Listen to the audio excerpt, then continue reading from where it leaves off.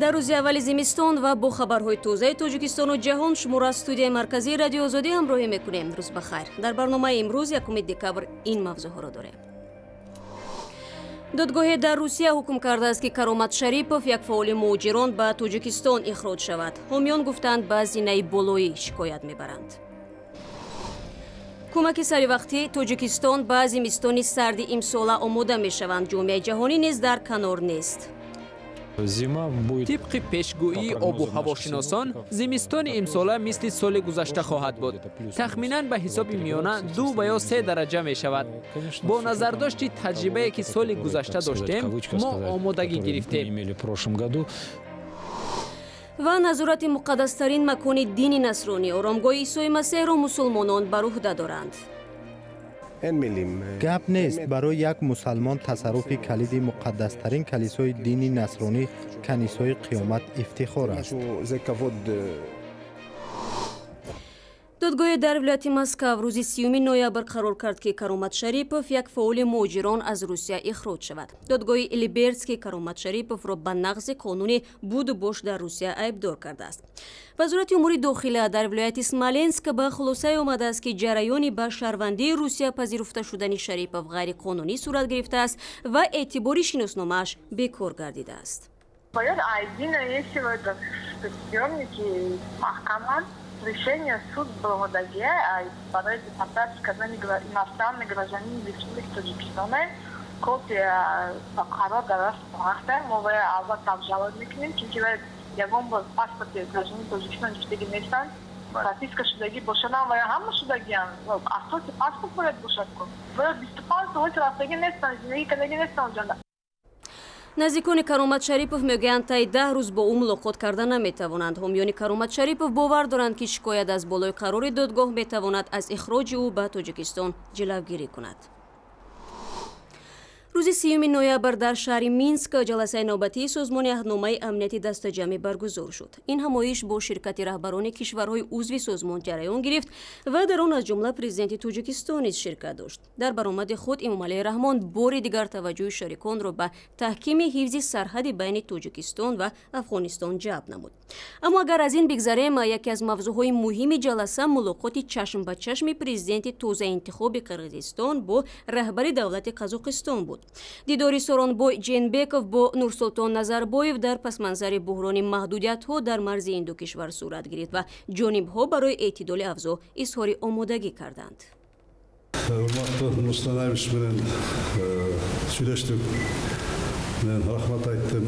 سبب‌های وضع در مرز دو کشور را ما می‌دانیم. برای همین به این قرار رسیدیم. خریطه راهی که حکومت دو کشور تهیه کرد ما آن را بررسی نمودیم.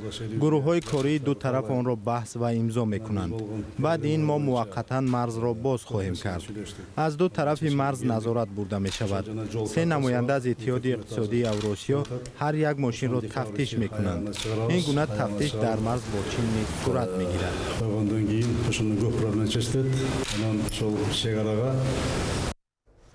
نزدیک 2 ماه می شود قزاقستان نظارت مرز با قرقیزستان را تحکیم داد و این تنبشوی بسیار کیلومتری ماشین ها را در مرز به بار آورد. قزاقستان این تصمیم را مبارزه با قاچاق و اما قرقیزستان باشد مانع‌های صنعی تجارت عنوان کردند. برمیگردیم به تاجیکستان. برف اول در تاجیکستان که چند روز پیش شهرهای دوشنبه چنوق را بست، پیشگویی آب و هواشناسان را درباره سرد آمدن زمستان امسال تقویت می‌بخشد. ضمناً برای تاجیکستان زمستان گذشته پرآفت‌ترین بود. سیل و ترمفرایی جان 20 نفر را گرفت و صدها منزل ساکنان را ویران کرد. مقامات تاجیک بارها اظهار داشتند که در تنهایی توانی برطرف کردن پیامدهای آفت طبیعی را ندارند. در پیشروی سردی‌های امسال هفته روان جامعه بین‌المللی برای آسان نمودن کار نجات دهندگان تاجیک دستی کمک دراز کردند. حکومت یابانیا در دایره برنامه رشد سازمان ملل متحد تکنیک ویژه در اختیار کمیته حالت‌های اضطراری تاجیکستان گذاشته است. ماشین‌های برفریابی و یاری تعجیلی مجهز و درون و نقلیات کوهگرد از کمک این کشور به نجات دهندگان تاجیک است. با گفته سفیر یابانیا در کشور آنها نیز آفت‌های طبیعی زیاد به عمل می‌آید. از این خاطر مشکلات حکومت تاجیکستان را درک می‌کنند. من اطمینان دارم که این تجهیزات تا اندازه برای رفع پیامدهای برفریزی در تاجیکستان کمک می‌کند. ماشین‌های برفروبی به ولایت‌های ختلان و بدخشان و سوغد و نواحی تابع مرکز تقسیم کرده می‌شوند. این ماشین‌ها امکانیت می‌دهند که نجات دهندگان به طور سریع و مکان برفریزی و آفت طبیعی زیان دیده برسند. من باوری دارم که تا حد وضع را بهبود بخشیدیم. در محله‌های آفتخیز تاجیکستان که در منطقه‌های کوهی جای گیرند، بنگاه‌های ایلاوگی واکنش سریع تأسیس داده شدند که در حالت‌های اضطراری می‌توانند با پناهگاه و داروری و مواد ضروری و آذوقه تامین کنند. طبق پیشگویی آب و هواشناسان زمستان امساله مثل سال گذشته خواهد بود. تخمیناً به حساب میانه 2 یا 3 درجه می شود. با نظر داشت تجربه‌ای که سال گذشته داشتیم ما آمادگی گرفتیم. چند روز پیش حکومت تاجیکستان برای کمیته حالت‌های اضطراری آیین‌نامه نو را تصدیق کرد که آن امکانیت‌های نجات دهندگان را توسعه می‌بخشد. ساختار نو تأسیس خدمات مثل کمک روانی و کینولوژی را در نظر می‌گیرد. همچنین این ساختار تشکیل گروه‌های نوی نجات‌دهی در قلمرو کشور را پیش بینی می‌کند. همزمان تقویت دادن گروه‌های نجات‌دهی در خود محل‌ها یعنی ناحیه‌ها و شهرها نیز در نظر است. هنوز تابستان نجات بخشان توسط برنامه رشد سازمان ملل متحد از کشورهای دیگری یاری رسان کمک‌ها گرفتند. روزهای نزدیک از چین تکنیکای وزنین، بولدوزر و اکسکاواتر و از روسیه نیز تجهیزات نجات بخشی به تاجیکستان میرسد. ولی حالا کمبود جدی سک‌های نجات دهی و تجهیزات جستجویی و تفتیشاتی احساس می شود. 1 دکامبر در سراسر جهان چون روز مبارزه با سپید یاد می شود. در تاجیکستان نیز هر سال صدها نفر به این ویروس مرگاور مبتلا می گردند. طبق آمار رسمی حالا در کشور 7378 شخص آلوده به HIV به سر می برند. قانون‌های تاجیکستان حقوق گرفتاران ویروس را به زندگی کامل محدود نمی کند ولی در حیات واقعی اکثر آنها با مشکلات زیاد روبرو می شوند. بیشتر مردم از همنشینی با گرفتاران HIV خودداری میکنند ولی همکاری ما با یکی از بیماران صحبت داشت که توانسته است با زنی سالم عائله برپا کند. سال 2007 سفر در روسیه زندانی و معتاد به هروئین شد. در زندان سوزاندارو کمچین بود. یک سوزاندارو را از 20 تا 40 نفر استفاده می بردن. بین آنها بیماران سپید هم بود. با ما می گفتند که سوزانداروها را بعد آنها استفاده نبریم. از درد جانکاه هروئین هشدار آنها را نمی شنیدیم. بعد رها شدن به تاجیکستان برگشت. خواست زندگیش را سامان بدهد. با زرینه شناس شد و خواستند عروسی کنند. بر طبق قانون قبل از نکاح مرد و زن باید از تشخیص طبی گذرند. وقتی از تشخیص گذشتیم فقط در من نارسایی ویروس مسمومیت بدن را معلوم کردند. سفر میگوید با آن گذشته‌ای که داشت همچنین خبری را احتمال میکرد. انتظار می رفت که این ویروس در بدنم هست. باز هم نمیخواستم باور کنم. او به زرینه واقعیت را گفت و تقاضای بریدن عهد کرد. نمیخواست تن سالم او را به چنین تهدیدی روبرو سازد. بین ما محبت بود. جوابش این بود که برایش فرق نمی کند. ما خانه‌دار شدیم و بعد یک طبابت 8 ماهه زنم حامله شد و در 3 ماهگی فرزندمان را از دست دادیم. درد سخت بود. سفر میگوید 1.5 سال با زرینه زندگی دارند. 3 مرتبه همسرش از تشخیص گذشت سالم است. حالا سفر کارمند یک تشکیلات جمعیتی است. با بیماران سپید سر و کار دارد. چون مشاور با یک بیمار صحبت میکردم. یک نفری سالم با ما بود. خواستم به او بفهمانم که با ما نشست و خیز کردنش او را گرفتار ویروس نمی سازد.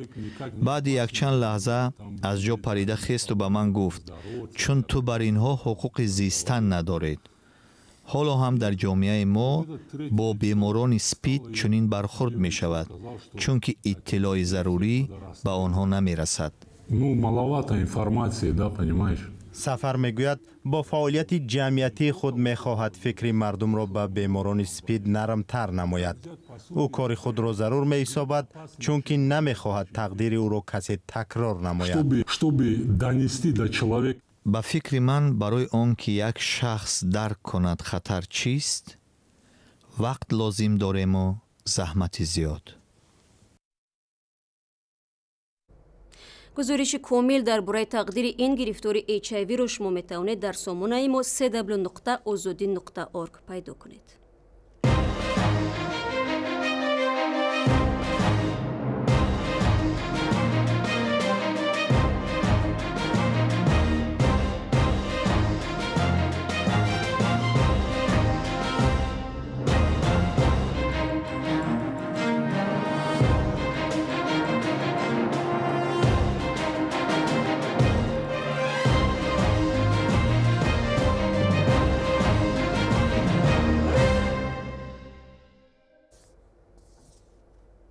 حالا گزارش داریم از شهر بوستانی بیت‌المقدس که از مرکزهای مهمترین پیروان سه دین یهودی، نصرانی و مسلمان به شمار می رود.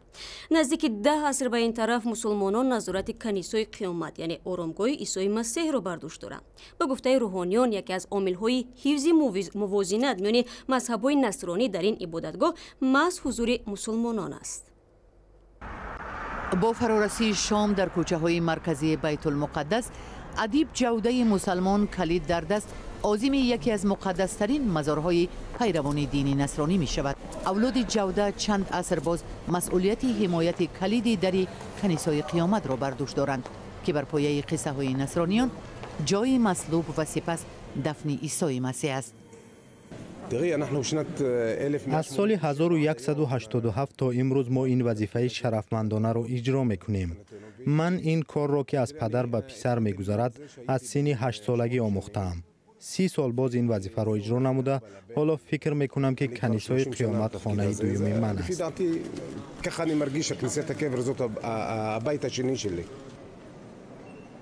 اولاد دیگری که نیز مسلمان است اولاد نصیبه ها مسئول کشادن و بستن در کنیسه است. باز کردن در زوری بازو و انگشت های نیرومند را تقاضا می کند، زیرا کلید قدیمی 30 سانتی متر درازی و نیم کیلو وزن دارد.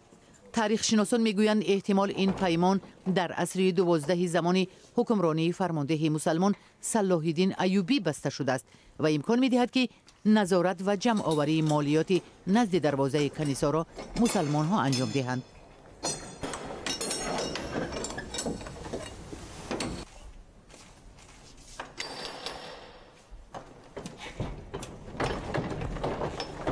سال 1967 در پی جنگ خاورمیانه اسرائیل قسمت قدیمی بیت المقدس را اشغال و اعلان کرد که شهر پایتخت تقسیم ناپذیر دولت یهودی است، ولی جامعه جهانی اعلان اسرائیل را به رسمیت نشناخت و فلسطینی ها می‌خواهند بخش شرقی این شهر مقدس برای پیروان دین‌های مونواتئیستی را پایتخت خود اعلان کند.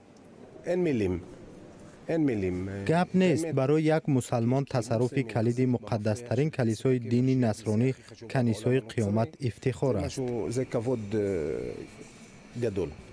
نظارت گوشه های کنیسه قیامت در بین پیروان کلیسای ارتدوکس یونانی، ارمنی و کاتولیک های رومانی تقسیم بوده. بارها عبور یکی از رویه ها به قسمت زیر نظر گروه دیگر باعث جنجال شده است.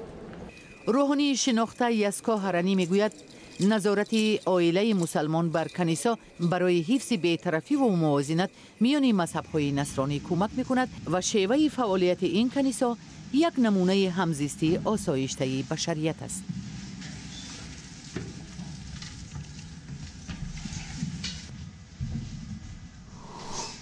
ва рӯзи 2 декабр дар варзишгоҳи марказии Душанбе бозии ниҳоии ҷоми Тоҷикистон 2017 оид ба футбол миёни дастаҳои Истиқлоли Душанбе ва Хуҷанди шаҳри Хуҷанд баргузор мешавад. Барандаи ҷоми Тоҷикистон 2017 ба ҳаққи ширкат дар ҷоми АФК 2018 мушарраф мешавад. инҷо барномаи имрӯзро анҷом медиҳем. агар майли хондан ва дидани хабарҳо ва видеоҳои бештарро доред, пас озодӣ.орг саҳифаи радиои озодӣ дар фейсбук одноклассник ва ҳам канали озодӣ видео дар ютуб барои шумост. ташаккур ки бо мо ҳастед ва бароятон исроати хуб мехоҳем.